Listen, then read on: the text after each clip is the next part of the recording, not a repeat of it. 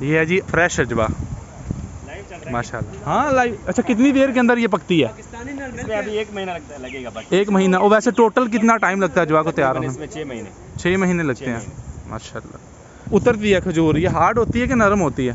یہ بالکل نرم ہوتی ہے, سافٹ. تو دکانوں پہ جو ہارڈ ملتی ہے ہمیں کھجور وہ والی جو دیکھنے میں ملتی ہے ہارڈ ملتی ہے وہ سوکھی ہوتی ہے. اور کیا دھوپ میں اس کو خشک کرتے ہیں؟ ہاں دھوپ میں نہیں کرتے, ویسے ہی نرم ہوتا ہے, سافٹ ہوتا ہے. کون سی جگہ سے پاکستان؟ میں کراچی سے. ہاں چلے ماشاءاللہ. کیا نام ہے؟ مہربانی جاوید. ہاں ٹھیک ہے جاوید بھائی. آج اس ویڈیو میں ہم حضرت سلمان فارسی رضی اللہ عنہ کے باغ کی زیارت کرنے والے ہیں. آپ کو میں وہ باغ دکھانے والا ہوں جس میں ہمارے پیارے نبی صلی اللہ علیہ وآلہ وسلم نے اپنے ہاتھ مبارک سے کھجور کے پودے لگائے تھے. حضرت سلمان فارسی کی آزادی کے لیے جب یہ باغ یہودی کی ملکیت تھا. اگر ویڈیو پسند آئے تو اس کو لائک اور پیارا سا کمنٹ لازمی کیجیے گا. چلیں آج کی ویڈیو سٹارٹ کرتے ہیں. میرا نام ہے اسامہ شاہ مدینہ پاک سے. حضرت سلمان فارسی اہل بیت میں شامل ہیں. ان کا شارٹ سا تعارف میں آپ سے کروا دیتا ہوں. حضرت سلمان فارسی ایران میں پیدا ہوئے. فارسی تھے. ان کے باپ دادا آتش پرست تھے. فارس کے سب سے بڑے پجاری تھے. ایک دن حضرت سلمان فارسی کے ذہن میں خیال آیا کہ عجیب بات ہے, آگ ہم خود جلاتے ہیں, ایندھن نہ ڈالیں تو جلتی نہیں ہے. ہم ایندھن ڈالیں تو ہی جاری رہے گی, اور پھر انہی کے آگے ہاتھ جوڑ کے کھڑے ہو جائیں, اسی سے ہم دعا کریں اور اسی سے مانگنے لگیں. یہ تو بہت بیوقوفی کی حرکت ہے. میں اس کو کرنے کے لیے تیار نہیں. آپ رضی اللہ عنہ نے اپنا گھر چھوڑا. ہی لیفٹ ہز کنٹری, ملک چھوڑا اور پہنچ گئے شام.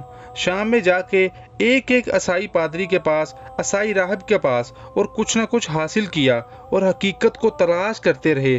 اب آخری شخص جو تھا وہ بہت نیک, بہت عارف اور عالم شخص اس کی خدمت میں حاضر ہوئے اور اس کی بہت خدمت کی.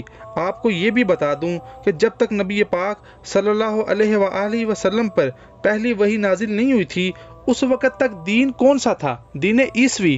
اور وہ شخص جس کے پاس حضرت سلمان فارسی موجود تھے وہ دین عیسوی کا ماہر شخص تھا اور بہت روحانی شخصیت تھی.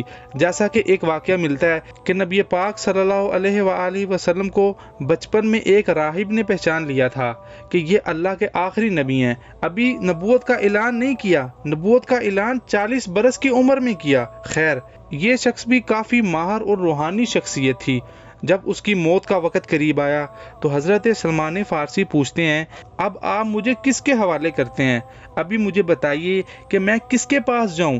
وہ راہب کہتا ہے کہ میرا علم مجھے بتاتا ہے کہ نبی آخر الزماں کے ظہور کا وقت اب قریب ہے. تمہاری جو علم حاصل کرنے کی پیاس ہے اب یہ انہی کے دامن میں پوری ہوگی. اور میرا علم مجھے بتاتا ہے جنوب کی طرف کھجوروں کی سرزمین میں ان کا ظہور ہوگا. لہٰذا میرے جانے کے بعد تم ان کی تلاش کرنا.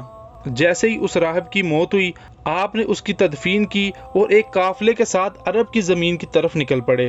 راستے میں قافلے پر ڈاکوؤں کا حملہ ہوا اور انہوں نے ان کو غلام بنا لیا اور ان کو بیچ دیا ایک خریدار کو. اچھا, اب خریدار کون تھا؟ مدینے ہی کا ایک یہودی. بظاہر تو یہ تھا کہ لوٹ لیے گئے, غلام بنا لیے گئے, لیکن دل خوش تھا کہ میں اس وادی میں پہنچ گیا. ابھی بس انتظار تھا نبی پاک کا. مدینہ پہنچ گئے ہیں لیکن حضور ابھی تشریف نہیں لائے, ابھی مکہ میں ہیں. لیکن خبریں آ رہی ہیں کہ نبوت کا دعویٰ کیا ہے کسی نے مکہ میں. خود یہ غلام ہیں, جا سکتے نہیں. صحابہ اکرام رضوان اللہ مجمعین ہجرت کر کے مدینہ آ رہے تھے. اب انہیں خبر ملتی ہے کہ آ گئے رسول اللہ مدینہ میں صلی اللہ علیہ وآلہ وسلم. بہرحال ابھی دل کیا جا کے ملوں. پھر خیال آیا کہ میں کیسے پہچانوں گا کہ وہ اللہ کے نبی ہیں کہ نہیں. پھر آپ کو اس سوال کا جواب یاد آیا جو آپ نے راہب سے پوچھا تھا, ان کی کوئی نشانی تو بتائیے. تو راہب نے جواب میں بتایا تھا کہ دیکھو, ایک پہچان میں تمہیں بتا دیتا ہوں, وہ صدقہ اور خیرات قبول نہیں کریں گے, البتہ وہ ہدیہ قبول کریں گے. اور تیسرا یہ, ان کے دونوں کندھوں کے درمیان مہر نبوت ہوگی. حضرت سلمان فارسی رضی اللہ عنہ نے اپنے یہودی مالک سے منت سماجت کر کے اجازت لی اور کچھ کھجوریں ساتھ لی اور پہنچ گئے نبی پاک صلی اللہ علیہ وآلہ وسلم کی خدمت میں. حضور صلی اللہ علیہ وآلہ وسلم نے فرمایا, سلمان یہ کیا ہے؟ سلمان فارسی نے عرض کیا, یہ صدقہ ہے, میں آپ کے لیے لایا ہوں.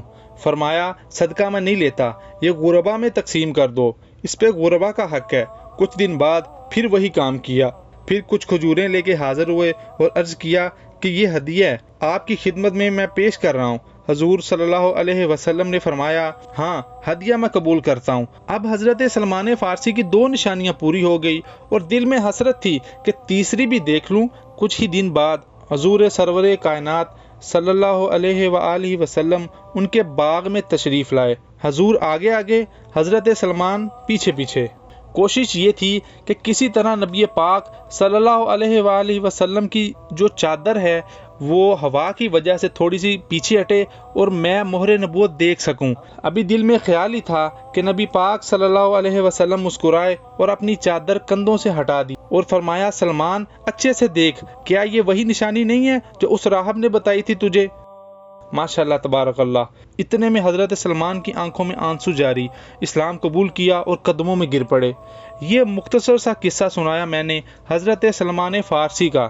چلیں ابھی اس باغ کا آپ کو تھوڑا سا بتا دوں۔ اسلام لانے کے بعد جب حضرت سلمان فارسی رضی اللہ عنہ کی آزادی کا معاملہ آیا تو نبی پاک صلی اللہ علیہ وسلم نے فرمایا جا سلمان، جا کے پوچھ اپنے مالک سے کہ وہ تجھے کس چیز کے بدلے آزادی دے گا۔ آپ اس یہودی کے پاس گئے اور اپنی آزادی کے لیے کہا۔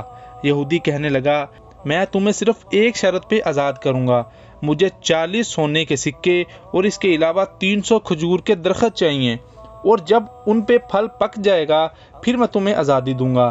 یہ سن کے حضرت سلمان فارسی رضی اللہ عنہ مایوس ہو گئے اور نبی پاک صلی اللہ علیہ وآلہ وسلم کی بارگاہ میں عرض کیا یا رسول اللہ، وہ یہودی مجھے آزاد نہیں کرنا چاہتا، اس نے یہ شرط رکھی ہے۔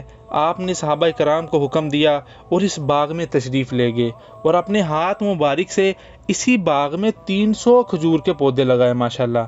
بعد میں پھر یہودی کے دیے ہوئے ٹائم میں ہی پھل جو ہے وہ تیار ہو گیا اور نبی پاک صلی اللہ علیہ وسلم نے 40 سونے کے سکے دیے اور حضرت سلمان کو آزادی مل گئی۔ آپ نے غزوہ خندق کے موقع پہ فرمایا کہ سلمان اہل بیت میں سے ہے۔ اس کے بعد ان کی فضیلت مقام جو ہے صحابہ کرام میں اور زیادہ ہو گیا۔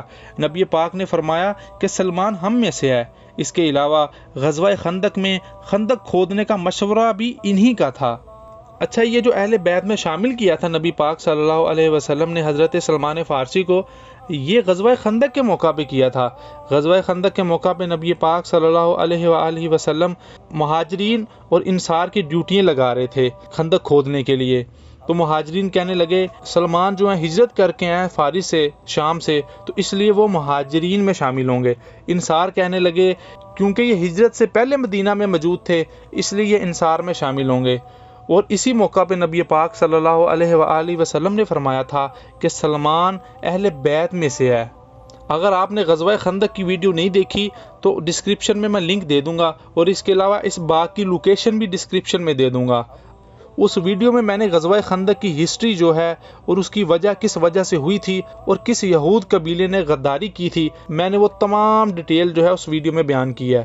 اگر آپ کو یہ ویڈیو پسند آئی ہے تو اس کو لائک کریں اور ویڈیو کو زیادہ سے زیادہ شیئر کریں، اور اس چینل کو سبسکرائب ضرور کیجیے گا۔ خدا حافظ، فی امان اللہ۔